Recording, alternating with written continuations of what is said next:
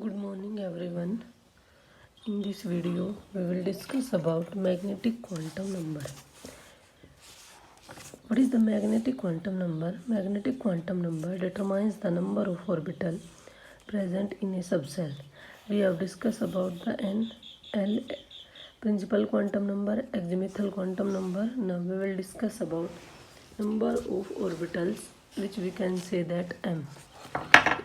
This magnetic quantum number is represented by small m. Now its value ranges from minus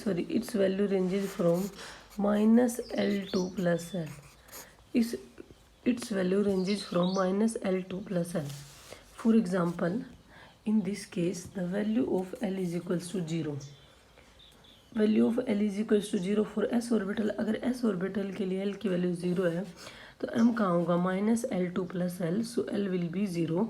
so s subshell has only one orbital called s orbital. Similarly इन L is equals to 1 m will be from minus 1 to plus m. So minus 1 0 और 1. So there are 3 p orbital px py and pz. Similarly, in case of the d orbital, the value of L is equals to 2. So minus L2 plus 2, minus 2 plus 2, minus 2, minus 1, 0, plus 1 and plus 2. So there are 5 type of d orbital. In case of the f orbital, L is equals to 3. So minus 3 2 plus 3, minus 3, minus 2, minus 1. कौन से number आएंगे minus 3 से plus 3? Minus 3, minus 2, minus 1, 0, plus 1, plus 2, plus 3. So 7 type of f orbital. You have to remind these two values. In p orbital, m is equals to 0 pz, m is equals to minus 1 py, m is equals to plus 1 px. Similarly, in case of the d orbital, m is equals to 0 dz square, m is equals to plus 1 dxy, m is equals to plus 2 dx square minus y square, m is equals to minus 1 dyz, m is equals to minus 2 dxy. This value used in the question, so you have to remember these values.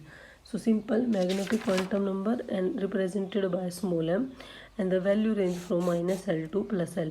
You know value for s orbital, value for p orbital, value for d orbital and value of f orbital. Similarly, angular momentum of the electron in the orbit. अब electron क्या करेगा? Move करेगा orbit में, तो उसका क्या होगा? कुछ ना कुछ एंगुलर मोमेंटम होगा, और उस एंगुलर मोमेंटम की वैल्यू होती है L इंटू L प्लस 1 का अंडर रूट. बाहर होगा H क्रॉस. H क्रॉस की वैल्यू क्या होती है? H क्या था? Planck constant. H अपॉन में 2 pi. Here L is the azimuthal quantum number. So अगर वो मूवमेंट करेगा तो उसका क्या होगा? कुछ ना कुछ एंगुलर मोमेंटम होगा, और उस एंगुलर मोमेंटम की वैल्यू होती है root L plus 1. Spin quantum number. अब क्या होगा? इलेक्ट्रॉन जैसे अर्थ सन के चारों तरफ क्या करती है? रिवॉल्व करती है, और अपने एक्सिस पे क्या करती है? रोटेट करती है.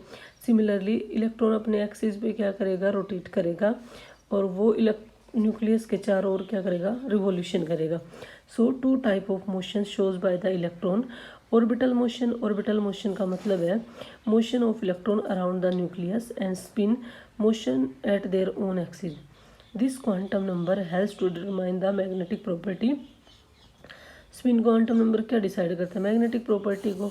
सो मोशन कैन बी क्लॉकवाइज और एंटी क्लॉकवाइज. या तो इलेक्ट्रॉन क्या करेगा? अपने एक्सिस पे एंटी क्लॉकवाइज घूमेगा, या अपने एक्सिस पे क्या घूमेगा? क्लॉकवाइज घूमेगा. So there are 2 values of S. One is the plus half, another one is the minus half. So Pauli gives a principle known as Pauli exclusion principle that no 2 electron in atom can have the same set of 4 quantum number.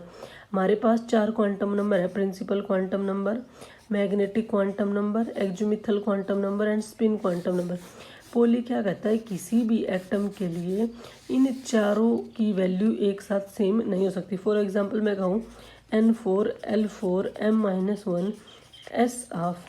मैं कहूँ क्या किसी orbital किसी के लिए ये value possible है? नहीं, ये वैल्यू पॉसिबल नहीं है, क्योंकि N और L की वैल्यू क्या आ गई? सेम आ गई. तो ये क्या कहता है? किन्हीं भी एटम के लिए नो 2 इलेक्ट्रॉन, जो 2 इलेक्ट्रॉन है उनके लिए इन 4 सेट ऑफ क्वांटम नंबर कभी भी सेम नहीं हो सकता. कभी भी ये वैल्यू सेम नहीं हो सकती. Thank you. Have a nice day.